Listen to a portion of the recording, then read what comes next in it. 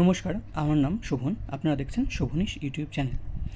এই চ্যানেলে যে কোনো আগ্রহী ব্যক্তির বিনামূল্যে ভাগ্য গণনা করা হয়। যদি আপনিও চান যে আপনারও ভাগ্য গণনা করা হোক এবং সেটি ভিডিওটি আপলোড করে দেওয়া হোক, তাহলে আপনার জন্মের সময়, তারিখ এবং স্থান, এই তিনটে জিনিস সবথেকে গুরুত্বপূর্ণ। কবে, কখন, কোথায়।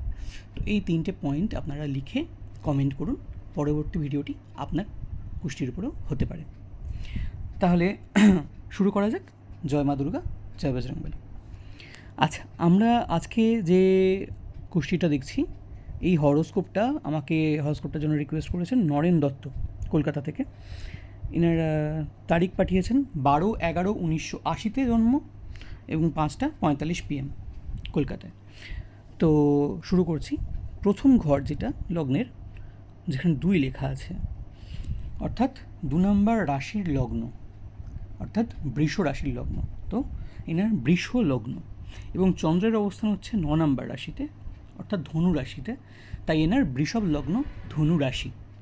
তো যেমনটা আমরা আগের ভিডিওগুলোতে শিখেছি, যদি কেউ ফলো করে আসছেন, যে বৃষভ লগ্ন অর্থাৎ এই লগ্নের ক্ষেত্রে সবথেকে ইম্পর্টেন্ট প্ল্যানেট হচ্ছে শুক্র।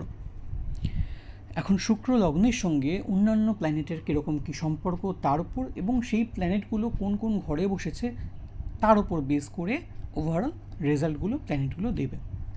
তো প্রথম ঘর থেকে আমরা শুরু করছি। প্রথম ঘর ফাঁকা যেটা দেখতে পাচ্ছি, কিন্তু তাতে দৃষ্টি আছে অপোজিট থেকে 7th হাউস থেকে মঙ্গলের। তো 7th হাউসে মঙ্গল মানে কিন্তু ইনি মাঙ্গলিক। তো এনার বিবাহ যদি 28 বছরের পরে হয়ে থাকে তাহলে খুব ভালো, অথবা যদি স্ত্রীও এনার মাঙ্গলিক হয়ে থাকে সেক্ষেত্রেও খুব ভালো। আদারওয়াইজ যদি এনার বিয়ে আর্লি এজে হয় এবং স্ত্রী মাঙ্গলিক না হয়, সেক্ষেত্রে বিবাহিত জীবনে কিছু সমস্যা দেখা যাবে। আদারওয়াইজ বিবাহিত জীবন ঠিক থাকবে, পার্টনারশিপের জন্য ভালো রেজাল্ট দেবে। কিন্তু মঙ্গল যেহেতু ক্রূর গ্রহ, তাই অন্যান্য ক্ষেত্রগুলোতে যে দৃষ্টিগুলো আছে সেগুলো দিয়ে নেগেটিভ এফেক্টই দেবে। যাই হোক, প্রথম ঘরের মঙ্গলের যে দৃষ্টিটা সেটা নেগেটিভ ফল দেবে। তাই প্রথম ঘর সংক্রান্ত ফল নেগেটিভ। দ্বিতীয় ঘর ধনকুটুম বাণীর ঘর, সেটিও ফাঁকা, কিন্তু তাতে দৃষ্টি আছে চন্দ্রের। চন্দ্র অষ্টমভাবে বসে আছে, যেটা মোটেই শুভ নয়। চন্দ্র কালপুরুষের ছকে অষ্টম ঘর অর্থাৎ বৃশ্চিক রাশির ঘরে নিচস্থ হয়। তো অষ্টম ভাবটা চন্দ্রের জন্য কখনোই ভালো না। মন মানসিকতার ঘর, অ্যাক্সিডেন্ট মৃত্যুর ঘরে যখন চলে যায় মন মানসিকতার গ্রহ, তখন সেটা ভালো হয় না জাতকের জন্য। তো দ্বিতীয় ভাব ফাঁকা, তার উপর নেগেটিভ চন্দ্রের দৃষ্টি আছে। তো ধন কুটুম বাড়ি রিলেটেড নেগেটিভ ফল দেবে চন্দ্র। তৃতীয় ঘর আছে রাহু। রাহুর এটা কারক ভাব বলা হয়, কিন্তু রাহু এখানে যেহেতু চন্দ্রের রাশির ঘরে বসে আছে, অর্থাৎ কর্কট রাশির ঘরে বসে আছে, এখানে রাহু যেটা এনাকে দেবে সবথেকে বেশি, তৃতীয় ঘরকে বলা হয় ছোটো ভাই বোনের ঘর, পরাক্রমের ঘর, বাধাবিঘ্নের ঘর। তো রাহু এনাকে প্রচণ্ড স্ট্রাগল দেবে লাইফে। কেন কি আমরা আরেকটা জিনিস দেখতে পাচ্ছি, যে ইনি তৃতীয় ঘরে থেকে অপোজিটে কেতু বসে আছে এবং রাহু কেতুর অ্যাক্সিসের মধ্যে সবকটা প্ল্যানেট পড়ে যাচ্ছে এক সাইডে। তার মানে এনারও কালসর্প যোগ রয়েছে, এবং কালসর্প যোগ বা কালসর্প দোষের ফলে এনার যেটা হবে, যেহেতু 3rd আর 9th অ্যাক্সিসে হচ্ছে, এনার লাইফ ভোর প্রচণ্ড স্ট্রাগল এনাকে করতে হবে। এটা কালসর্প দোষ এনাকে করাবে। আচ্ছা, তারপর আসছি আমরা, তাহলে ওভারঅল 3rd হাউসটাও আমরা মোস্টলি নেগেটিভই ধরতে পারি। হ্যাঁ, এনার মধ্যে কিছু পরাক্রম থাকবে, যে যেন তেন প্রকারণ আমি কাজটা হাসিল করার চেষ্টা করবই, এই একটা পরাক্রম এনার মধ্যে থাকবে। হাল না ছাড়ার মানসিকতা একটা থাকবে, কিন্তু ইনি শর্টকাট খোঁজার টেন্ডেন্সিও থাকবে এবং স্ট্রাগল থাকবেই। তো মোর অর লেস নেগেটিভই বলা যায় তৃতীয় ভাবকে। চতুর্থ ভাব, সেটিও ফাঁকা। চতুর্থ ভাব হচ্ছে ভূমি মাতা বাহনের ভাব, সেটা সরাসরি কোনো গ্রহের দৃষ্টি নেই বা কোনো গ্রহ বসে নেই। আচ্ছা, তারপর আসছি পঞ্চম ভাব। পঞ্চম ভাবটা এখানে খুব ইম্পর্টেন্ট এনার। কেন? পঞ্চম ভাবেই এনার 3টি প্ল্যানেট বসে আছে গুরুত্বপূর্ণ, প্লুটোকে বাদ দিয়ে। প্লুটোকে আমরা কাউন্ট করি না বৈদিক জ্যোতিষে। তো যে 3টি গ্রহ, ইম্পর্টেন্ট গ্রহ বসে আছে, সেগুলো হচ্ছে শনি, বৃহস্পতি এবং শুক্র।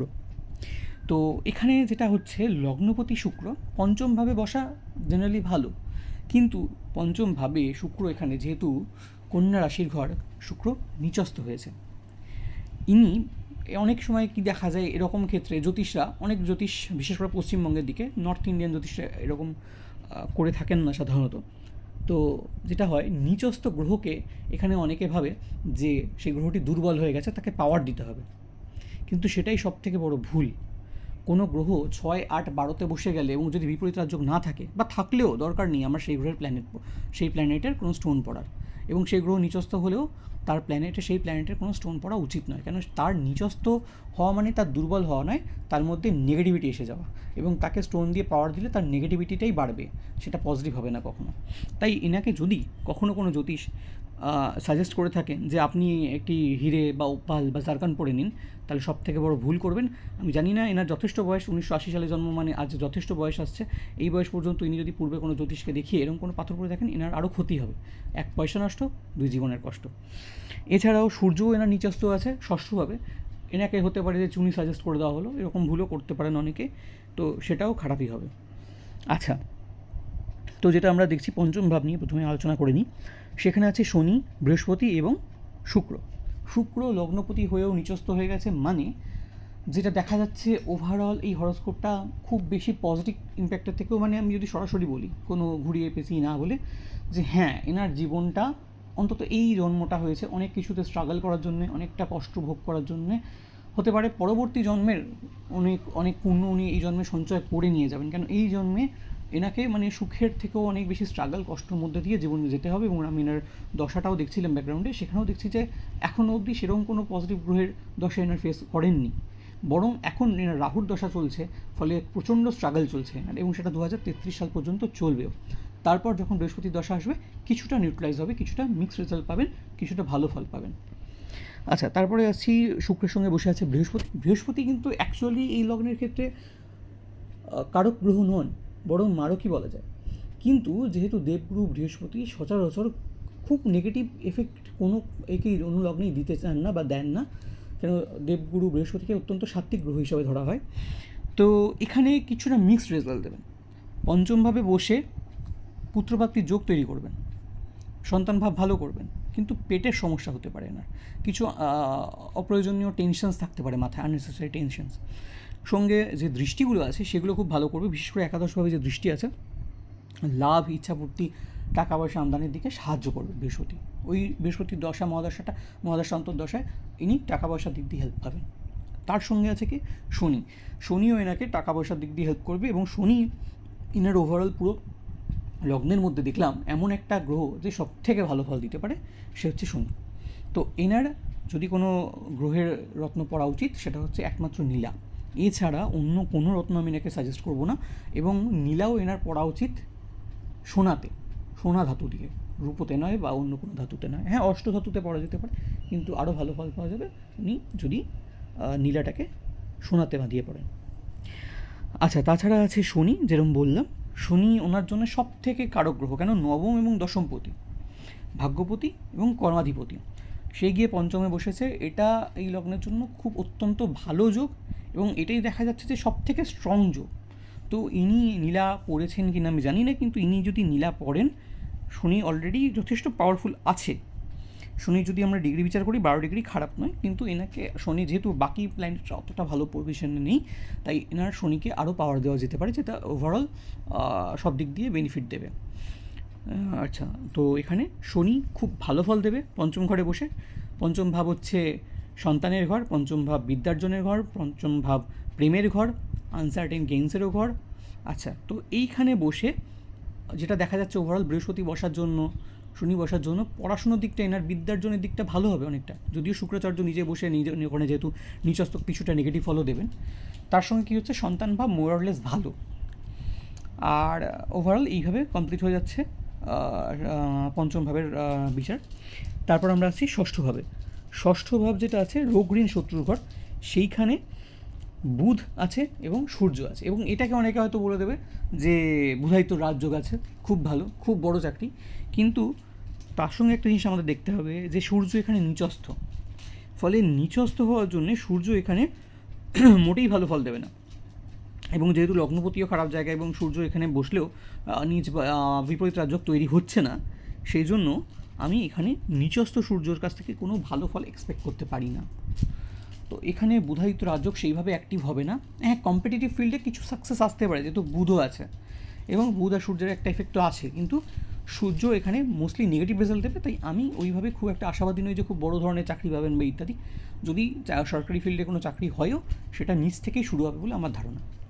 এছাড়া রোগের ব্যাপারটা তো থাকছেই, বিশেষ করে সূর্য এখানে আছে যখন চোখের কোনো রোগ এনার হতে পারে। এছাড়া স্নায়বিক রোগও হওয়ার সম্ভাবনা যেহেতু বুধ আছে। তারপর আমরা আসছি সপ্তমভাবে আছে মঙ্গল এবং ইউরেনাস নেপচুনকে আমরা কাউন্ট করি না, তো শুধু মঙ্গলেরই বিচার করব। মঙ্গল এখানে স্বরাশিতে আছে, ফলে বিবাহ পার্টনারশিপ রিলেটেড কিছু ভালো জিনিস দেবে, কিন্তু মঙ্গলের যে দৃষ্টিগুলো সেগুলো খারাপই হবে। কেন এইখানে মঙ্গল একটি মারক গ্রহ বৃষভ লগ্নের ক্ষেত্রে। তো সপ্তম ঘরে মঙ্গল শুধু সপ্তম ঘরটা রিলেটেড ভালো ফল দেবে। মঙ্গলের যে বাকি 3টে দৃষ্টি আছে, যেটা চতুর্থ দৃষ্টি, যেটা সপ্তম দৃষ্টি, যেটা অষ্টম দৃষ্টি, সেগুলোতে খারাপ ফলই দেবে। আচ্ছা, তারপর আমরা আসছি অষ্টমভাবে, যেখানে চন্দ্র বসে আছে। এটা প্রথমেই বলছিলাম যে চন্দ্র অষ্টমভাবে যাওয়াটা খুব খারাপ।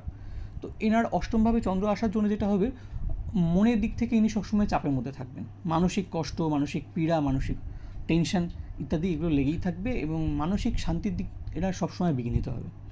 আর এনাকে যদি কেউ এটা দেখেই চন্দ্রকে আরও মুক্ত পড়িয়েভাবে তুষ্ট করবে, সেটা আরও খারাপ করবে। মুক্ত পড়া এনার জন্য আরও কষ্ট। হ্যাঁ, কেন অষ্টম ঘর হচ্ছে অ্যাক্সিডেন্ট, মৃত্যুর ঘর। মৃত্যু কষ্ট তুল্য কষ্ট, হ্যাঁ, মৃত্যু তুল্য কষ্ট এনাকে চন্দ্র দেবে যদি আরও পাওয়ার দেওয়া হয়। তো এইটা গেল অষ্টম ভাব। এবার আমরা আছি নবম ভাব যেহেতু শনির রাশিতে কেতু বসেছে, মকর রাশিতে কেতু বসেছে, এবং শনি এই লগ্নে ভালো ঘরে বসে আছে, একটি পঞ্চম ভাবে বসে আছে, ভালো ঘরে বসে আছে বুধের রাশিতে, সেই জন্য কেতু এখানে ভালো ফল দেবে। তো এনাকে যেটা করবে, নবম ভাবকে বলা হয় স্পিরিচুয়ালিটির ঘর, ধর্মের ঘর, ভাগ্যের ঘর। তো ইনি প্রচণ্ড ধার্মিক হবেন, খুব আধ্যাত্মিক হবেন, ইনি ঈশ্বরে বিশ্বাস করবেন এবং ভক্তিও থাকবে। এনার স্পিরিচুয়ালিটি বেশ যথেষ্ট পরিমাণে থাকবে, আর ভাগ্যর দিক দিয়েও কিছু কেতু পজিটিভ রেজাল্ট দেবে এনাকে। তারপর আসছি আমরা দশম ভাব, যেটা কর্মের ভাব। তো এই ঘরে মঙ্গলের দৃষ্টি আছে, কিন্তু ওভারঅল কোনো গ্রহ সরাসরি বসে নেই, সেই জন্য আমরা এই ঘরটা নিয়ে সেইভাবে কোনো বিচার করছি না। ওভারঅল কর্মের ভাব থেকে কোনো স্ট্রং কোনো ইন্ডিকেশন পাওয়া যাচ্ছে না। আচ্ছা, তারপর আসছি একাদশ ভাব, সেটাও ফাঁকা, দ্বাদশ ভাবও ফাঁকা। কেন কি এনার এতে, যেটা প্রথমে বললামও, যে এনার কালসর্প দোষ আছে গোষ্ঠীতে।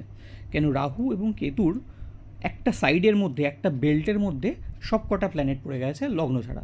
তো যে প্ল্যানেটগুলো যেহেতু পুরো একটা বেল্টের মধ্যে এসে গেছে, এটাকে আমরা কালসর্প দোষের মধ্যেই গণনা করব।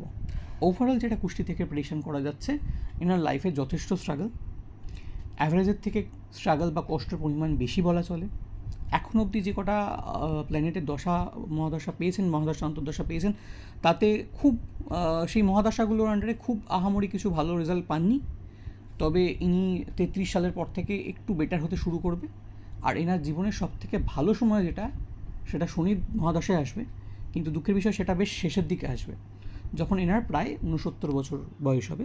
সেই সময়ের পর থেকে এনার শনির দশা আসবে, এবং শনির দশাটায় উনি যখন বাঁচবেন, যদি ওটা সব ঠিকঠাক থাকে, তখন উনি খুব ভালো সময় ওখানে অতিবাহিত করতে পারবেন, বেশ কিছুটা সময়। আচ্ছা, এখানেই আমাদের ওভারঅল কুষ্টি বিচার কমপ্লিট হলো। এর ছাড়াও ইনি যদি ডিটেলড আরও পার্সোনাল কনসালটেশন করতে চান, আমার নাম্বারে যোগাযোগ করতে পারেন, যেটা ডেসক্রিপশনে দেওয়া থাকবে। এখানে ভিডিওটি শেষ করছি, ধন্যবাদ।